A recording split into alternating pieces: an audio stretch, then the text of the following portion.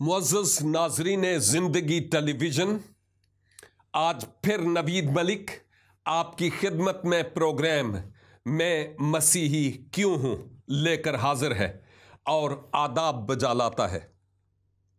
एक दफ़ा फिर मेरे लिए ये बात बाइसे सदहा इफ्तिखार है कि इस इलेक्ट्रॉनिक मीडिया के ज़रिया से आपके घरों तक पहुँच रहा हूँ।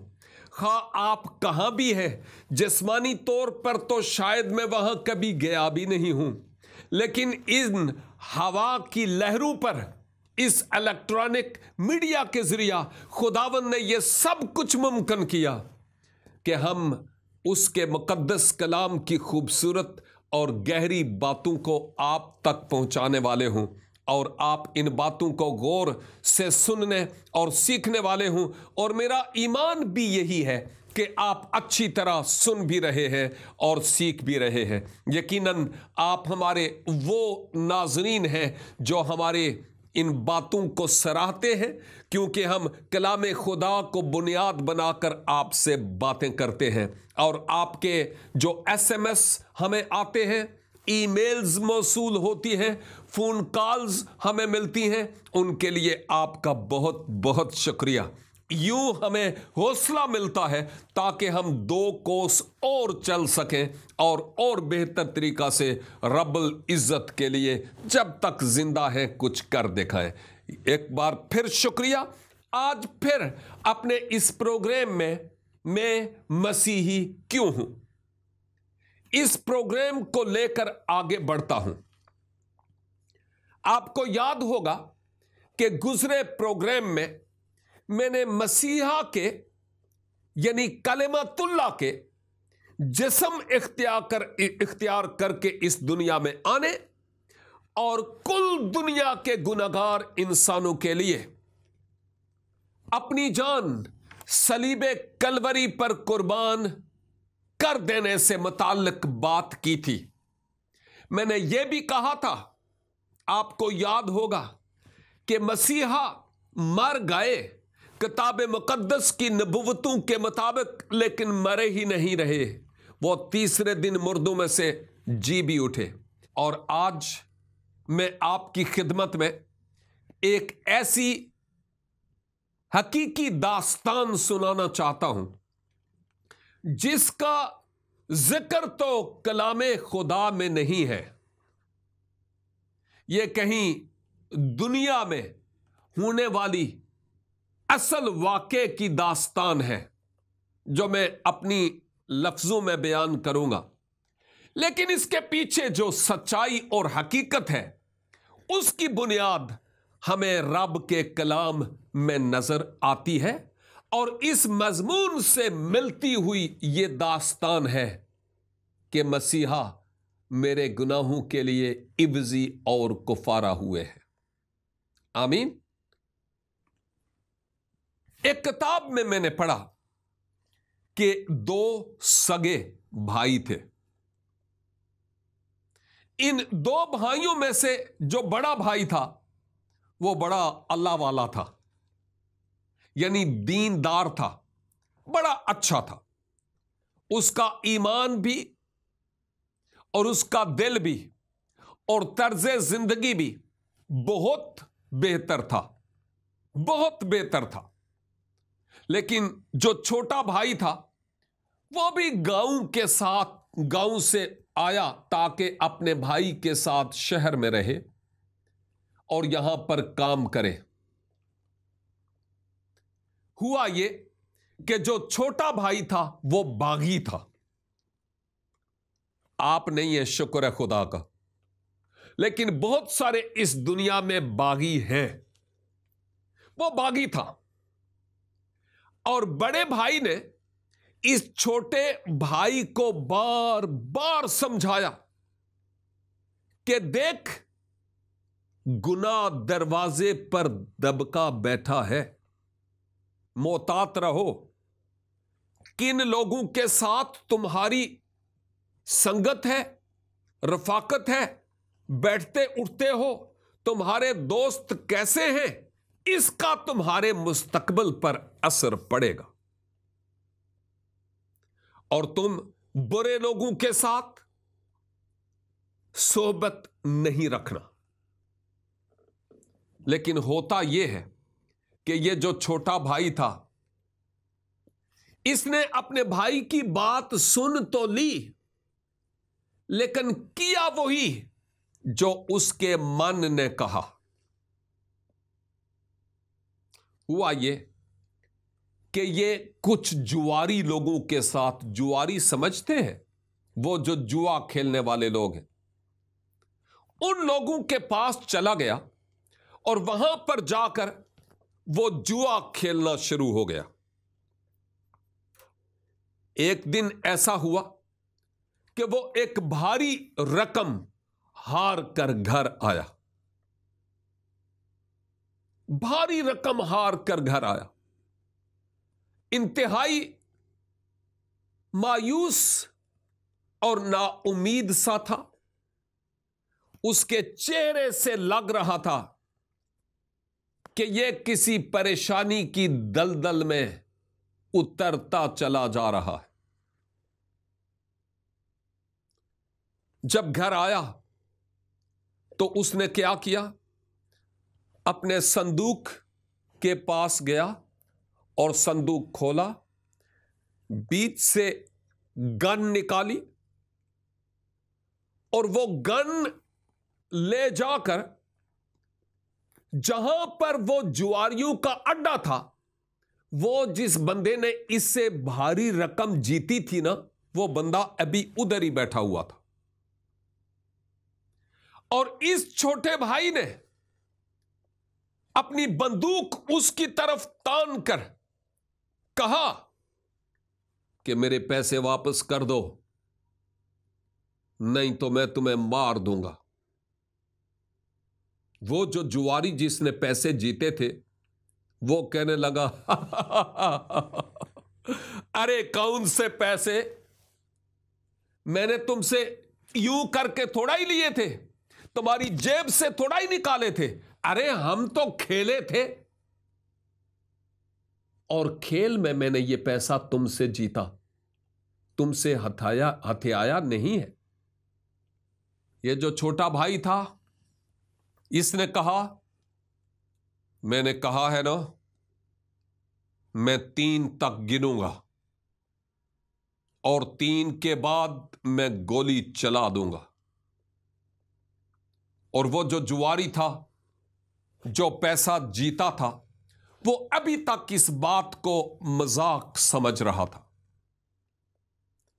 इस छोटे भाई ने जब इस जुआरी की तरफ देखा तो फिर उसने 1, 2 गिनती गिनना शुरू कर दी और फिर 3 उसने गिना और फिर जो गन थी उसने वो चला दी और वो जो जुआरी था जिसने इससे ये पैसा जीता था, वो जगह पर मर गया। लेकिन इतने करीब से गोली चलाई कि उस जुआरी के खून के छींटे इसकी शर्ट पर पड़ गए और खून आलूदा शर्ट दूर से नजर आ रही थी।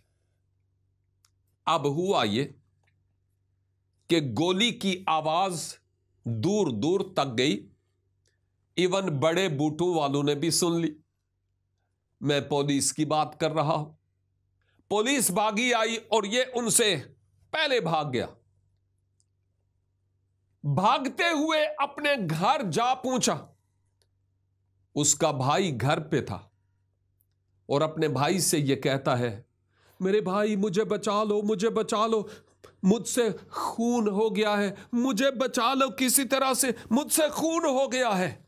और बड़े भाई ने उसको कहा, अरे तूने ये क्या कर दिया है? ये तुम्हारी शर्ट, तुम्हारा ये खून, तुमने क्या कर दिया है? अरे कितनी बार मैंने तुझे कहा कि गलत लोगों के साथ नहीं बैठना और तुमने वही किया जो तुम्हारा मन चाहता था। अरे भाई तूने क्या कर दिया? और उधर से छोटा भाई कह रहा है, भाई मुझे बचा लो, मुझे बचा लो, पुलिस आ रही है पीछे से, मुझे बचा लो। मैंने आपको कहा था यह वैसे एक किताब की कहानी थी जो मैंने सुनी और पढ़ी। ये किताब मुकद्दस में नहीं है, लेकिन इस कहानी दास्तान के पीछे जो सदाकत है वो किताब मुकद्दस में नजर आती है। अब हुआ ये कि ये जो बड़ा भाई था, इस बड़े भाई ने अपने छोटे भाई से, जिससे बहुत प्यार करता था, बहुत प्यार करता था, छोटे भाई से कहा, चूंकि इसकी शर्ट लहू से रंगी हुई थी और उसने अपने छोटे भाई से मुखातब होकर कहा, जल्दी से तुम अपनी शर्ट उतारो। और उधर से छोटा भाई अपनी शर्ट उतार रहा था और उधर से बड़ा भाई अपनी शर्ट उतार रहा था, और इधर से छोटे भाई की जो खून आलूदा शर्ट थी जब उसने उतारी तो बड़े भाई ने पहन ली, और बड़े भाई ने कहा, जल्दी से ये जो मैं शर्ट उतारता हूं उसको तुम पहन लो, जल्दी से पहन लो, जल्दी से। और उधर से शर्ट्स का तबादला होता है। खून आलूदा शर्ट बड़ा भाई जिसने कत्ल नहीं किया था उसने पहन ली, और जो बड़े भाई की साफ शर्ट थी वो छोटे भाई ने, जिसने कत्ल किया था, उसने पहन ली। अब आप बताइए, फौरन पुलिस आ जाती है और इन दोनों भाइयों को खड़ा देखती है। किसको पुलिस पकड़ेगी बताइए? हाँ, किसको? हाँ, जिसकी शर्ट खून आलूदा है। क्या उसने कत्ल किया था? नहीं, कत्ल तो छोटे ने किया था, बड़े ने नहीं किया था। लेकिन बड़े ने अपने भाई से मोहब्बत करते हुए प्यार में उसकी खून आलूदा शर्ट को, गोया उसके गुनाह को खुद ले लिया और अपनी साफ शर्ट अपने छोटे भाई को प्यार के सबब से पहना दी। पुलिस आती है, इस बड़े भाई को बांध लेती है और ले जाती है। किस्सा अल मुख्तसर ये कि केस चलता है अदालत में, और एक दिन जो मुंसिफ था उसने आखिरी फैसला किया, जिस फैसले के सुनने के सबब से जो लोग वहां पर समात सुन रहे थे उन्होंने भी अपने दिल पर हाथ रख लिए। और वो जो फैसला था वो ये था कि मैं जज फलां फलां, मुजरम फलां फलां को कानून के दफा नंबर 100 के मुताबिक कत्ल के जुर्म में सजाए मौत का हुक्म सुनाता हूं। जज ने यह फरमान जारी कर दिया। फिर से काल कोठरी में यह लग गया। जिस दिन इसको हैंग होना था, फांसी लगना था, इससे पूछा गया कि क्या तेरी कोई आखिरी तमन्ना, कोई आखिरी ख्वाहिश है? इस भाई ने कहा, जी मेरी आखिरी ख्वाहिश है। क्या है तुम्हारी ख्वाहिश? कि जी मुझे पेन और साफ पेपर ला दीजिए, मैं अपने भाई के नाम एक खत लिखना चाहता हूं, और जो आपने वादा किया है ना, आखिरी तमन्ना और आखिरी ख्वाहिश, उसके मुताबिक मेरी आपसे दरखास्त है कि जब मैं उस खत को लिखता हूं और बंद करूंगा, खुदारा आप इस खत को खोलिएगा नहीं, ये मेरे भाई को दीजिएगा। अगले दिन इस भाई को तख्ताए दार पर लटकना था और उससे पहले फोन करके छोटे भाई को मतला कर दिया गया कि कल सुबह इतने बजे तुम अपने भाई की लाश लेने के लिए आ जाना।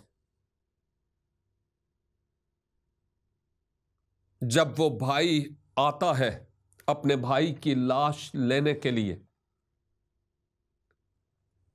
तो उस भाई को एक खत भी दिया जाता है और भाई की लाश भी दी जाती और साथ खत भी दिया जाता है कि हमने नहीं पढ़ा, तुम खुद इस खत को पढ़ लेना। और आप जानना चाहेंगे कि उस खत में क्या था? ऐसा मैसेज था जिससे मैं भी जज्बात में आकर मेरी आंखें नम आलूद हो जाती है। उस खत में यह था, मेरे भाई मैं तुझे प्यार करता हूं, मैं तुझे प्यार करता हूं, तू मेरा छोटा भाई है, मैंने कितनी बार तुझे समझाया लेकिन तू अपनी हरकतों से बाज नहीं आया। कितनी बार समझाने के बावजूद। लेकिन मेरे भाई मैं तुझे यह बताना चाहता हूं, कत्ल मैंने नहीं किया था, कत्ल तूने किया था। लेकिन चूंकि मैं तुझसे प्यार करता हूं, इस प्यार के सबब से मैं तेरी जगह पर फांसी के तख्ते पर लटक रहा हूं। लेकिन मेरे भाई एक बात याद रखना, हम दो भाई ही थे। अब तू दोबारा से ऐसे काम नहीं करना, ऐसे लोगों के साथ तुमने नहीं बैठना उठना, क्योंकि अब मैं तो तेरी जगह पर मर ही रहा हूं। अब इसके बाद तेरा कोई और भाई है नहीं जो तेरी खून आलूदा शर्ट को पहने और अपनी शर्ट तुझे पहनाए। समझ गए हैं कि मैं क्या कह रहा हूं? मसीहा इस दुनिया में आए और उन्होंने मेरे और आपके गुनाहों, मेरे भाई तेरे गुनाहों को और मेरी बहन तेरे गुनाहों को उन्होंने अपने ऊपर ले लिया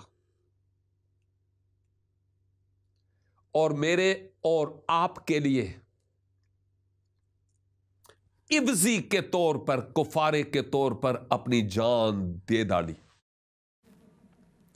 ताकि अब उन पर ईमान लाने के वसीला से मेरी और आपकी बिगड़ी बन जाए।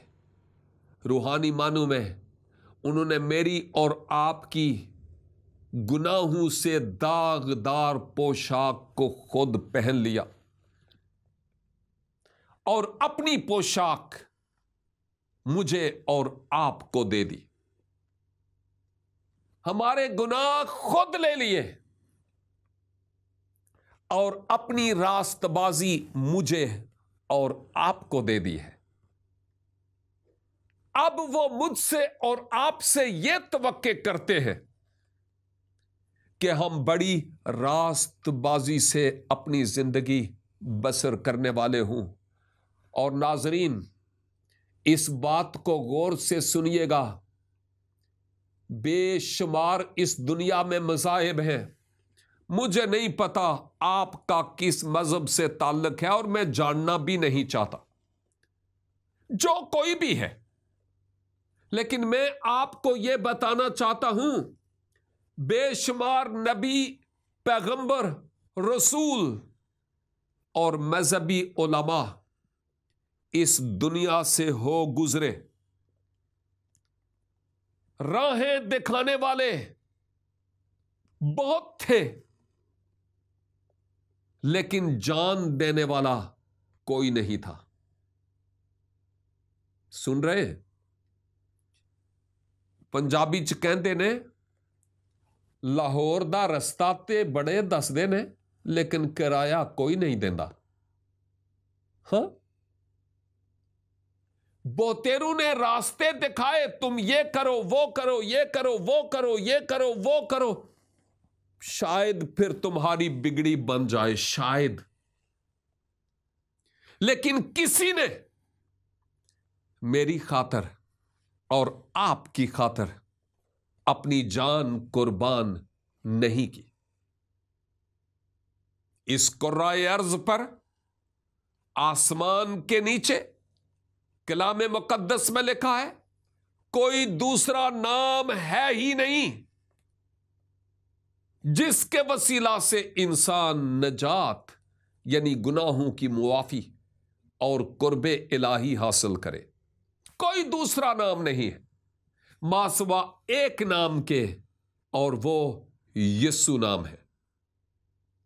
इस नाम और इस शख्सियत और उनके जरिया सलीबे कलवरी पर किए गए काम को कबूल करने के वसीला से हम गुनाहों की मुआफी और हयाते अबदी के वारिस होते हैं।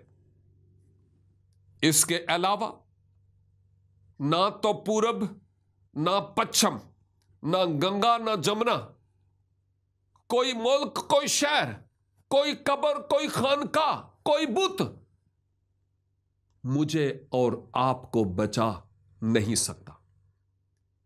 कौन है मसीहा के अलावा जो यह दावा करे कि राह, हक और जिंदगी मैं हूं और मेरे वसीला के बगैर तुम बाप कादर मुतलक खुदा के पास नहीं आ सकते।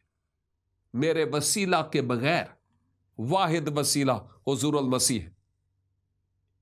कौन है इस दुनिया में जो ये कहे कि ऐ बोझ से दबे हुए थके मांदे लोगों, मेरे पास आओ, मैं तुम्हें आराम दूंगा? किसने कहा? देखिए, जो लोग पहले ही अपने बोझ तले दबे हुए हैं, जो लोग पहले ही अपने बोझ तले दबे हुए हैं, वो किसी दूसरे का बोझ कैसे उठाएंगे? हाँ, कैसे उठाएंगे? किसी ऐसे की जरूरत थी जिसका अपना कोई बोझ ना होता। आमीन। आप अपने दिल में शादमान हैं, सुन रहे और समझ रहे हैं मैं क्या कह रहा हूं। जिसके अपने बोझ हैं, वो किसी दूसरे का बोझ क्या उठाएगा? मेरे और आपके गुनाहों का बोझ वही उठा सकता है जिसका अपना कोई बोझ ना हो। मेरे एक अजीज पाकिस्तान से यूरोप आ रहे थे और मैंने उनको कहा, साहब 5 किलो के करीब मेरी कुछ किताबें हैं, तो प्लीज लेते आइएगा, मेरे बच्चे आपको दे देंगे। तो पता है उन्होंने क्या कहा? ओ जी, मेरा अपना ही बोझ इतना ज्यादा है। हाँ, यह दुनियावी मिसाल देकर मैं रूहानी बात आपको समझाने की कोशिश कर रहा हूं। और वो ये कि जो खुद अपने गुनाहों के बोझ तले दबे हुए हैं, वो किसी दूसरे के गुनाह का बोझ कैसे उठा सकते हैं? तहकीक करें, समझें कि मैं क्या कह रहा हूं। कोई ऐसा ही मेरे और आपके गुनाहों का बोझ उठा सकता है जिसका अपना कोई बोझ ना हो, जिसका अपना कोई गुनाह ना हो। और यही बात तो मैंने की थी कि मैंने शख्सी तौर पर 8 अक्टूबर 1984 में, होए होए होए होए, आप में से बहुत सारे उस वक्त अभी तक पैदा भी नहीं हुए थे। ऐसा ही है ना? आप मुस्कुरा रहे हैं। हां जी, बहुत सारे उस वक्त पैदा भी नहीं हुए थे जब मैंने अपना दिल मसीहा को दिया, जब मैं मसीही हुआ। और मेरे दिल के अंदर एक अजीब खुशी और एक अजीब इत्मीनान है। इसीलिए तो मैं ये बातें आपके साथ शेयर करता हूं, ताकि ये बातें आपके दिलों में उतर जाएं, जहनों पर से ढक्कन उतारें।